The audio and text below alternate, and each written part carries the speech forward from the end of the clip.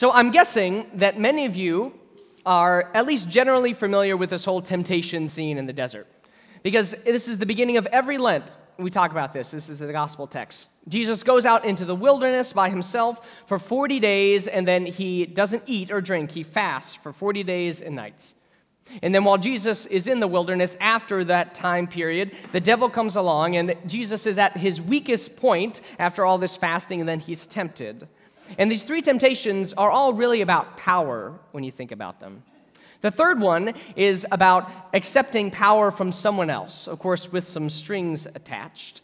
The devil shows Jesus all the kingdoms of the world and says, look, these can all be yours. You can rule over all of these. Just do things my way. Just follow me, and then you can have it quick and easy. No pain, no problem.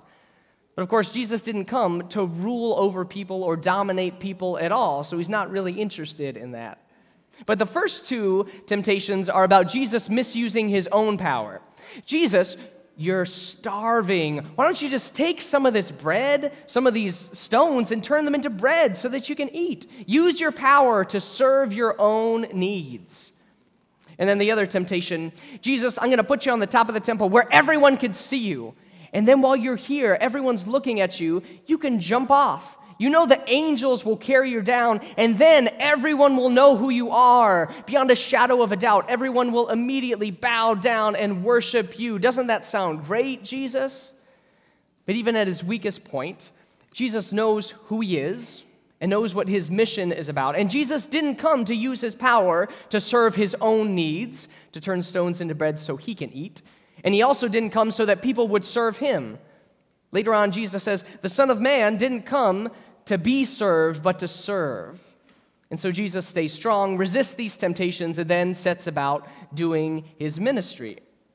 But I got to thinking, I wonder if the temptation with the devil itself, if that might have been easier than the 40 days in the wilderness that came before it.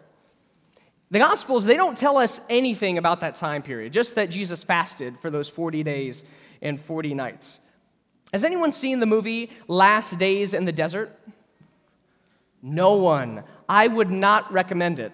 I watched it because Ewan McGregor was Jesus, young Obi-Wan Kenobi, and it was a little interesting, but frankly, a pretty bizarre movie. But it's set in this time period where Jesus is out in the wilderness, and he happens to come across this family that's living in the desert, and he has this whole bizarre encounter with them.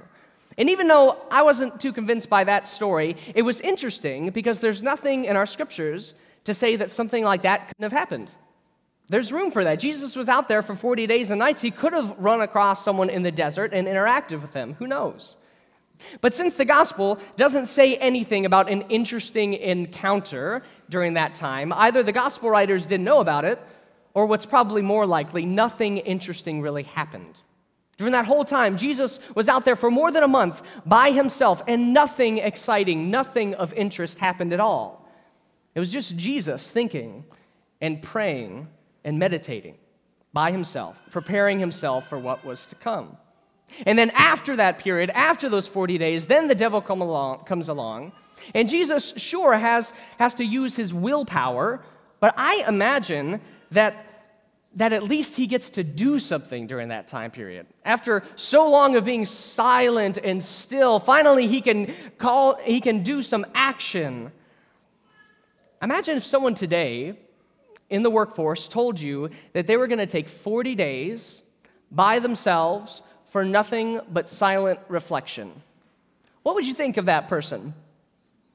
My first reaction would probably be a little jealousy of someone getting the luxury of that much time to do something that they chose. And some of you may be really attracted by that idea of solitude. For others of you, that might sound like a complete nightmare.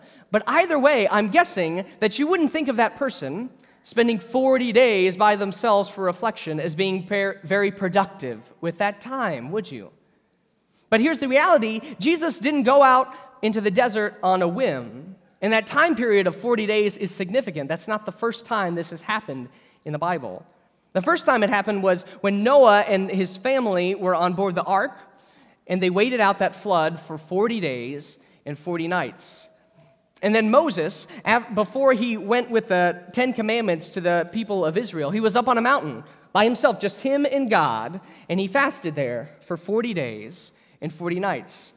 Later, the prophet Elijah, before he had this grand encounter with God on a mountain, he wandered through the wilderness by himself without eating for 40 days and 40 nights.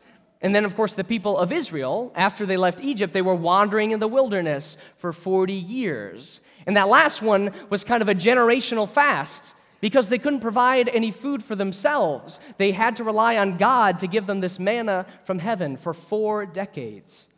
So when Jesus goes into the wilderness and fasts for 40 days, he's engaging with this practice that connects him with all those people of faith that have come before him.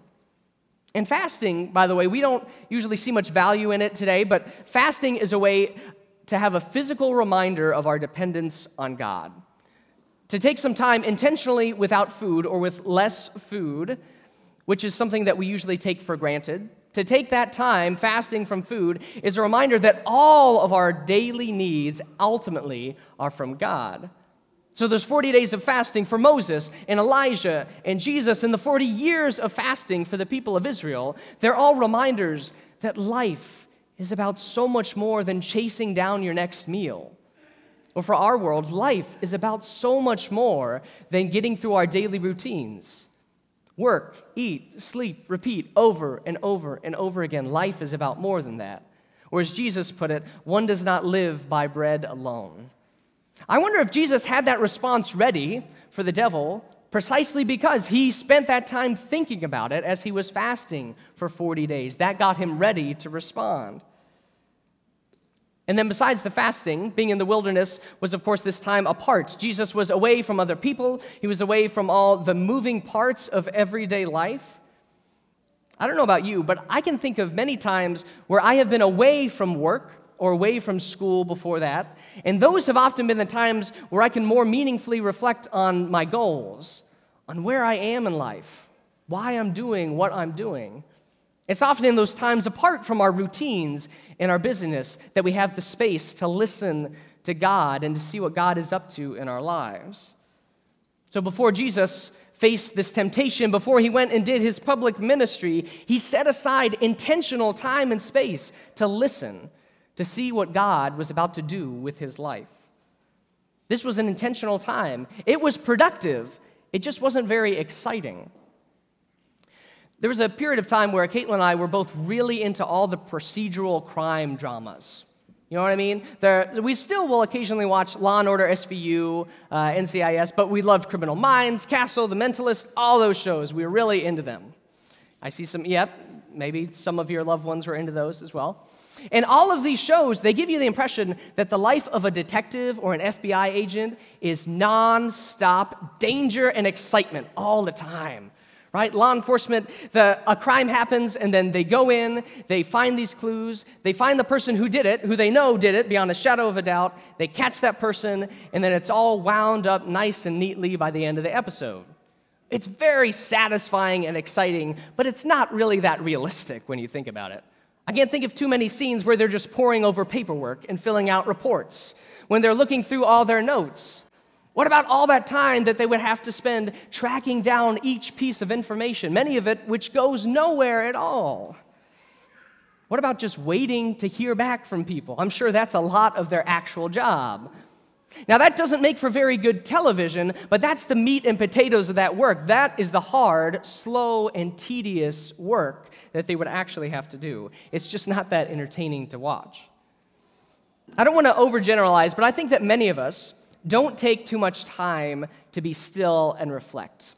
I think many of us don't do that, even though there's this clear example that Jesus models that for us, because we simply don't see the value in it. It doesn't sound like very productive time. And our culture values very highly being busy all the time, being productive, being constantly entertained. Those are the things that our culture values. And when everything around us is so fast-paced, it can be hard for us to slow down for a little while. There's a genre of television that started in Norway that's known as slow TV. And you may have heard about slow TV. A few years ago, it made a lot of the late-night circuits with all the comedians poking fun at it. And here's a clip from the first slow TV broadcast in Norway. This is the view from the windshield of a train going through the Norwegian countryside, just looking out at the landscape. And this was broadcast, unedited, the entire journey for 7 hours and 14 minutes of just this. They did it as this kind of experiment, thinking it would be a little different. Maybe some train enthusiasts would turn in. But it turned out that 1.2 million Norwegians turned into this broadcast at some point. And there are only 5 million people in Norway. So 1.2 million is a big percentage of them that watched just this.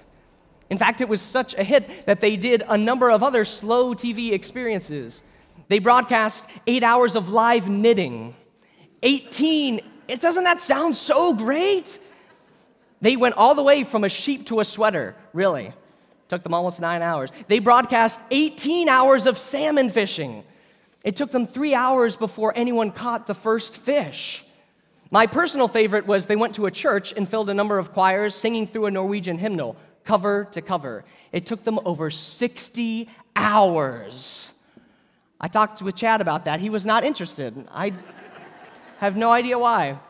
But the longest slow TV experience they did was a boat, several cameras on the sides of the boat going along the Norwegian coast, a live broadcast for 5.5 days. Which sounds crazy, doesn't it? That sounds absolutely insane. And almost half of all Norwegians tuned in to part of that broadcast.